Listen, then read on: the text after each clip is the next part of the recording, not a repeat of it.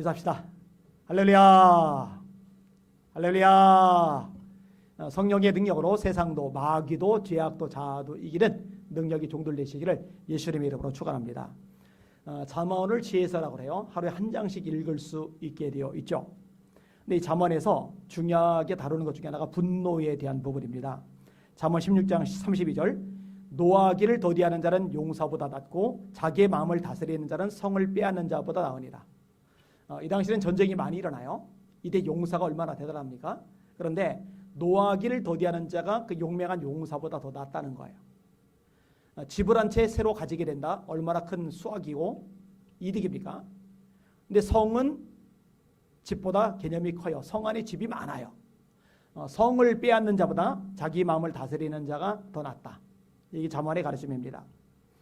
거기다가 아닙니다. 잠언 19장 11절 노하기를 더디하는 것이 슬기요 사람의 슬기요 허물을 용서하는 것이 자기의 영광이니라. 또 잠언 19장 19절에 이렇게 말씀합니다. 노하기를 맹렬히 하는 자는 벌을 받을 것이라. 네가 그를 건져주면 다시 건져주게 되리라. 신약에서도 이 분노를 조절하고 다스리는 것에 대해서 이야기를 합니다. 이렇게 말씀합니다. 분을 내어도 죄를 짓지 말고 해가 지도록 불을 품지 말아서 마귀로 틈타지 못하게 하라. 이 분노를 다스려야 된다. 이렇게 가르쳐주고 계시는 거죠. 그런데요, 여러분 성경은 때때로 분노에 대해서 이야기를 할 때도 있어요. 예수님도 분노하셨고요. 바울도 분노했고요. 오늘 본문에 다윗도 분노했고요. 이 거룩한 분노, 아름다운 분노에 대해서 성경은 이야기해 주고 있어요. 정작 분노해야 될 때 그때조차 침묵한다. 그런 이제 비겁한 일이라고 성경이 가르쳐주고 계십니다. 그래서 오늘 설교의 제목을 이렇게 잡았어요. 분노할 때 침묵하는 것은 비겁한 것이다. 분노해야 할 때 침묵하는 것은 비겁한 것이다. 이런 제목으로 함께 말씀을 생각해 보겠습니다. 자, 오늘 본문의 내용을 좀 다룰 텐데요. 다윗이 아버지의 심부름에 순종을 잘하는 모습이 드러나고 있어요. 17절과 18절입니다.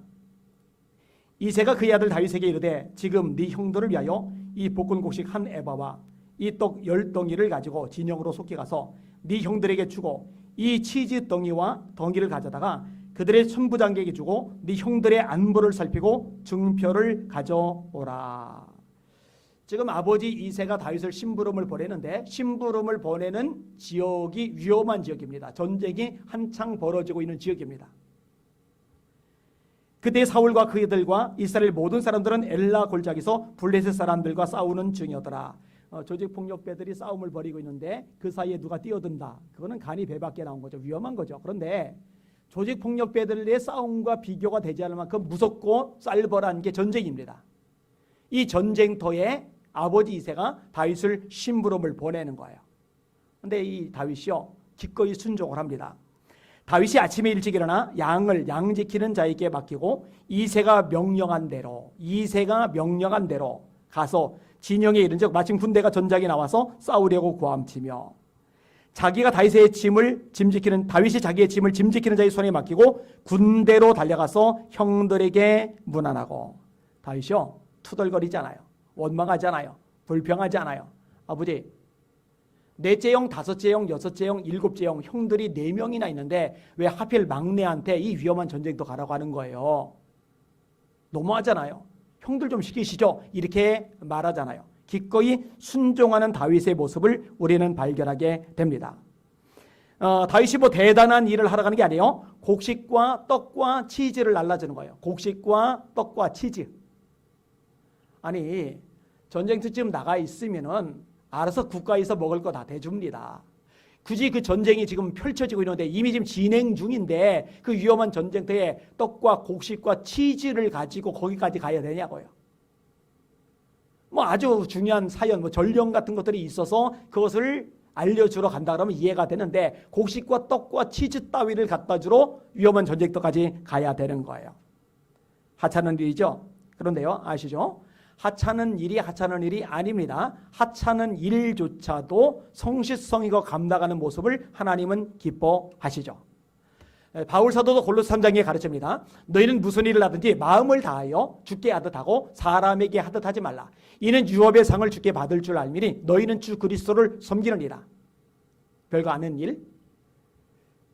번거롭고 불편한 일, 그런데 기꺼이 순종하는 다윗의 모습, 바람직한 모습입니다. 요셉에게도 그런 모습이 있죠. 자, 성경에 보면은요, 부모에게 함부로 하는 사람 중에 하나님이 쓰신 사람은 단 한 명도 없어요. 다시 말합니다. 성경 창세기부터 계시록까지 보세요. 부모를 업신여기고 무시하고 불순종하고 함부로 여겼던 사람들 중에 하나님이 귀하게 쓰셨던 사람이 한 명이라도 있는지 찾아보세요. 한 명도 없습니다. 예수님도 삶으로 보를 보여줬어요. 순종하여 받으시더라.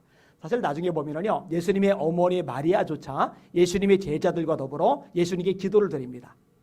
마리아에 머물리고 이 땅에 오셨지만 마리아보다 높으신 분이 예수님이고 요셉보다 높으신 분이 예수님이에요. 그런데 육신에 머물리고 오신 이상 예수님은 성경에서 말씀하시는 대로 순종하여 받으시더라. 부모에게 순종하는 모습을 보이는 거죠. 에베소 6장 1절에 말씀합니다. 자녀들아, 너희 부모에게 주 안에서 순종하라. 너희 부모에게 주 안에서 순종하라. 이것이 옳으니라. 네 아버지와 어머니를 공경하라. 이것이 약속이는 첫 계명이니 이는 네가 땅에서 잘되고 장수하리라. 땅에서 잘되는 비결이 뭐냐? 하나님의 약속 중에 첫 번째 약속이 뭐냐? 부모를 공경하라는 거예요. 그러면 땅에서 잘되게 해주마. 이게 하나님의 약속의 말씀입니다. 자, 다윗은 이런 자세가 되었어요. 기꺼이 부모의 심부름으로 전쟁터까지 위험한 곳까지 가는 거예요. 그 위험한 곳에 뭐 대단한 걸 하러 가느냐? 아니요. 곡식과 치즈와 이런 것들을 실어주러 가는 거예요. 근데 기꺼이 순종하는 다윗의 모습입니다. 자, 전쟁터에 갔더니요, 다윗의 눈에 골리앗이 눈에 띕니다. 이 골리앗이 이스라엘 백성들을 조롱합니다. 그들과 함께 말할 때에 마침 블레셋 사람의 싸움 도두는 가드 사람 골리앗이라 하는 자가 그 전열에서 나와서 전과 같은 말을 하매 다윗이 들으니라. 전과 같은 말을 하매. 그럼 전과 같은 말은 뭘까? 그 내용이 나와요. 그가 서서 이스라엘 군대를 향하여 외쳐 이르되 너희가 어찌하여 나와서 전열을 벌이느냐? 나는 블레셋 사람이 아니며 너희는 사울의 신복이 아니냐? 너희는 한 사람을 택하여 내게로 내려보내라. 그가 나와 싸워서 나를 죽이면 우리가 너희의 종이 되겠고 만일 내가 이겨 그를 죽이면 너희가 우리의 종이 되어 우리를 섬길 것이리라. 그 블레셋 사람이 또 이르기를 내가 오늘 이스라엘의 군대를 모욕하였으니 사람을 보내어 나와 더불어 싸우게 하나 한지라. 뭐 하고 있어요? 이스라엘 군대를 모욕하는 거예요. 하나님의 백성들을 모욕하는 거예요. 짓밟는 거예요. 무시하는 거예요. 함부로 대하는 거예요. 여러분, 하나님의 백성들을 향한 모욕은요, 하나님의 대적들이 보여주는 대표적인 특징입니다. 여러분, 느헤미야가 유대 총독으로 부임을 해요. 성을 지어요. 근데 산발랏이 조롱하는 거예요. 도비야가 비웃는 거예요. 너희들이 짓는 성은 여우가 올라가도 무너질 거야. 그리고 기습작전을 펼쳐서 무너뜨리려 하는 거예요. 왜냐?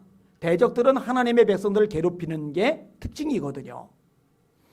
여러분, 바울 사도가 복음을 전하니까 총독 베스도가 비웃죠. 너 미쳤다. 바울아, 너 미쳤다. 네 많은 학문이 너를 미치게 한다.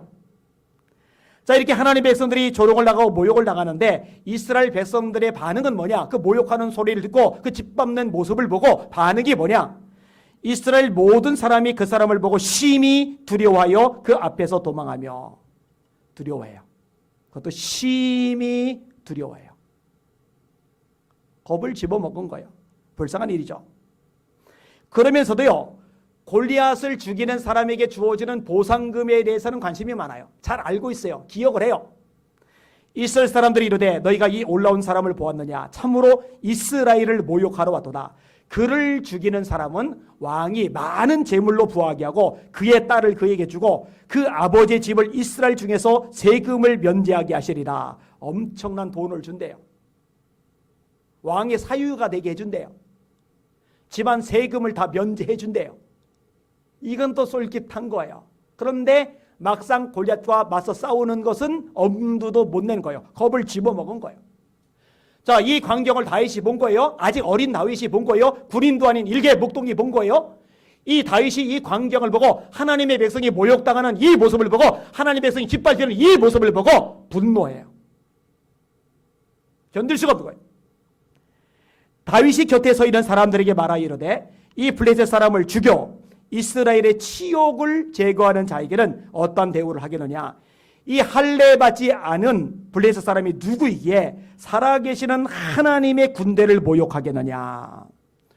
여러분 이거 굉장히 중요한 얘기입니다.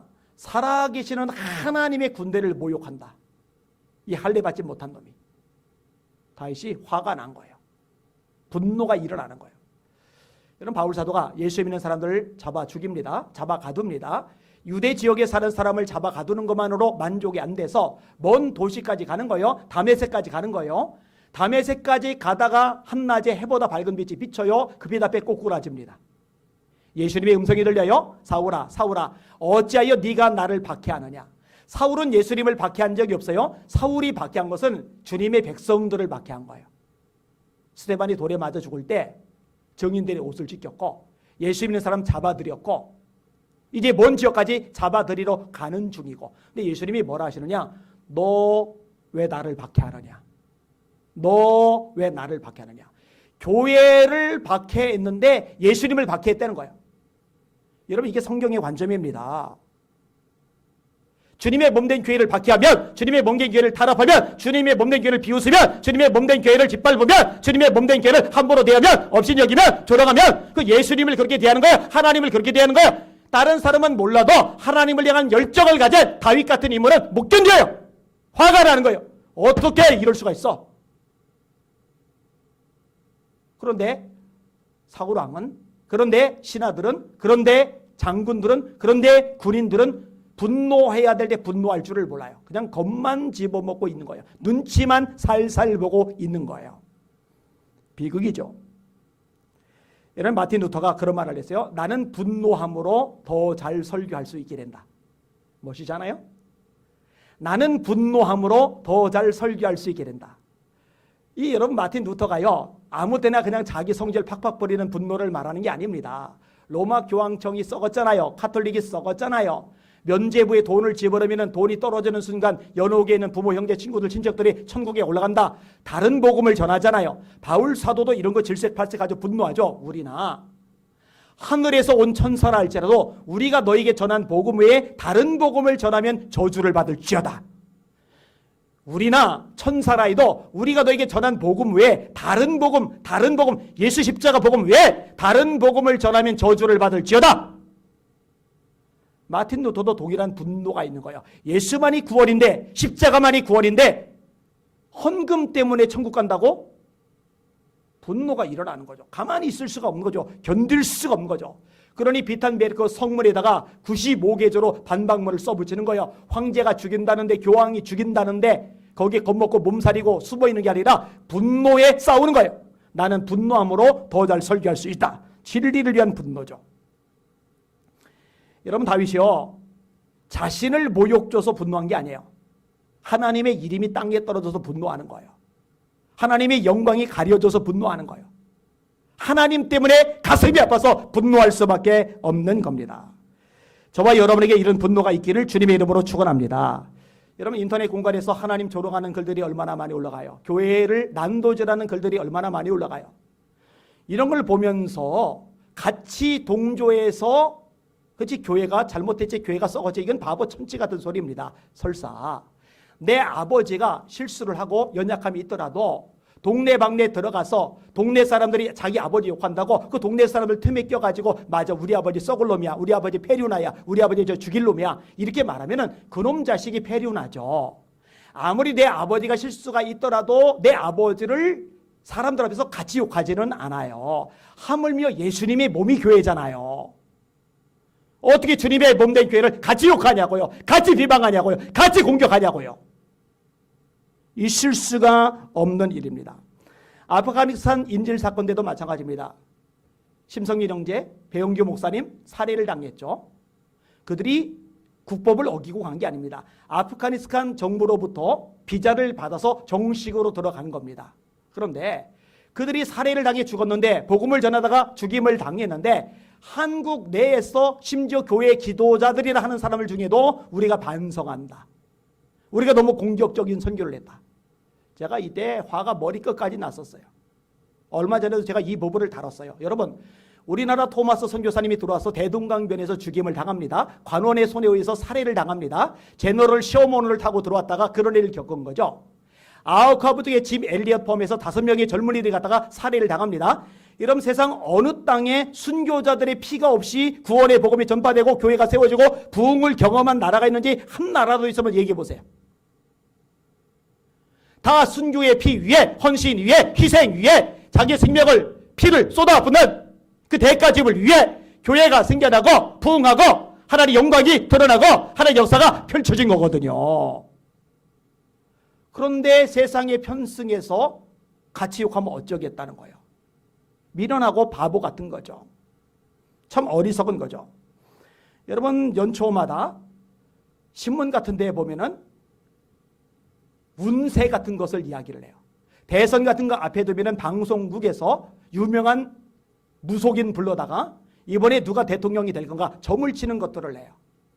여러분, 이런 것들을 볼 때요, 그냥 흘려 지나가면 안 돼요. 하나님의 마음으로 분노할 수 있어야 돼요. 하나님이 가장 싫어하는 점술, 하나님이 가장 싫어하는 우상숭배가 이 대한민국 땅에서 공공연하게 펼쳐지는 것에 대해서 가슴 아파하고 분노해야죠. 그냥 지나가면 안 되는 거예요. 절대로 안 되는 거예요.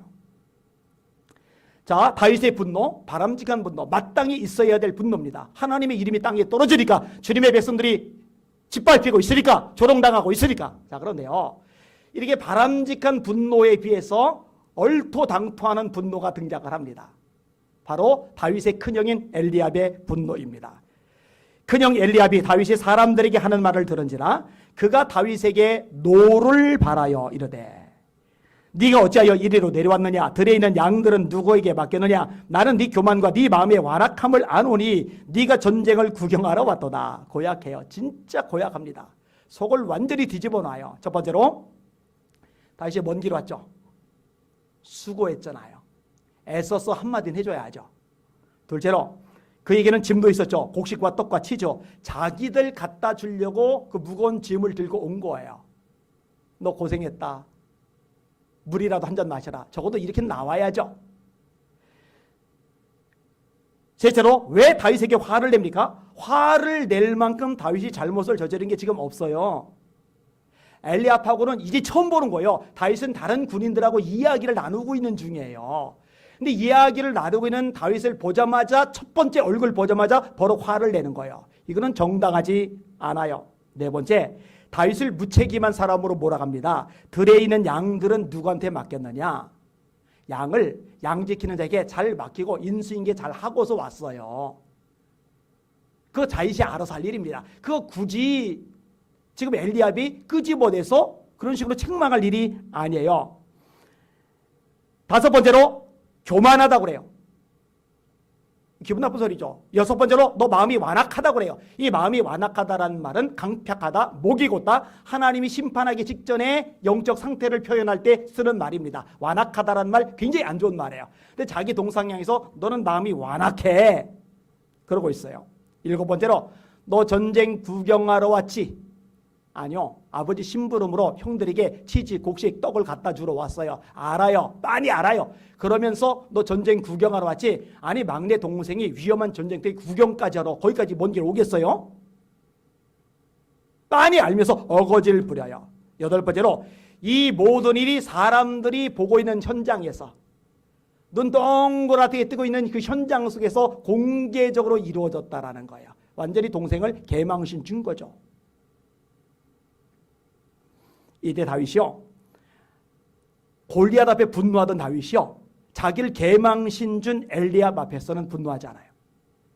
다윗이 이르되 내가 무엇을 하였나이까? 어찌 이유가 없으리까? 이 정도만 하고 돌아서서 다른 사람을 향하여 전과 같이 말하며 백성이 전과 같이 대답하니라. 다윗이 엘리압에게 분노하여 싸우지 않는 이유는요, 다윗이 성인 군자이기 때문이 아닙니다. 기분이 안 나쁜 게 아니에요. 기분 나쁘죠. 열받죠. 짜증나죠. 한바탕 해붙이고 싶죠. 그런데 지금 다윗이 싸워야 될 대상은 엘리압이 아니고 골리앗이에요. 골리앗과 싸워서 골리앗을 때려잡아야 나라를 건지는데 골리앗을 앞에 놔두고 엘리압하고 지금 말다툼하고 신경질 부리고 멱살잡이를 하면 이건 바보 천지 같은 짓이 돼버리는 거예요. 이런 면에서 다윗이 어리지만 수준이 꽤 있는 사람입니다. 이런 모습이 저와 여러분에게도 있기를 주님의 이름으로 축원합니다. 자, 정리를 한번 해볼게요. 올바른 분노가 있어요. 그다음에 옳지 않은 분노가 있어요. 성경은 모든 분노를 나쁘다고 정죄하지 않아요. 또 모든 분노를 옳다라고 인정해 주지 않아요. 하나님께서 기뻐하지 않는 분노는 빨리 끝내야 돼요. 해가 지도록 불을 품지 말아서 마귀로 틈타지 못하게 하라고 아까 인용했잖아요. 하나님이 원하지 않는 분노는 해가 지도록 품으면 반드시 마귀가 틈을 탑니다. 영적으로 엄청난 타격을 입어요. 그런데 하나님의 열심이 있기 때문에, 하나님의 심장, 하나님의 가슴이 있기 때문에 때때로 분노해야 되는데, 나서야 되는데, 싸워야 되는데, 목소리를 내야 되는데, 일어나야 되는데, 맞붙어야 되는데 잠잠한다. 그럼 문제가 돼요. 사울처럼, 장군처럼, 시라처럼, 군인들처럼. 그때는 다윗처럼 나서야 돼요.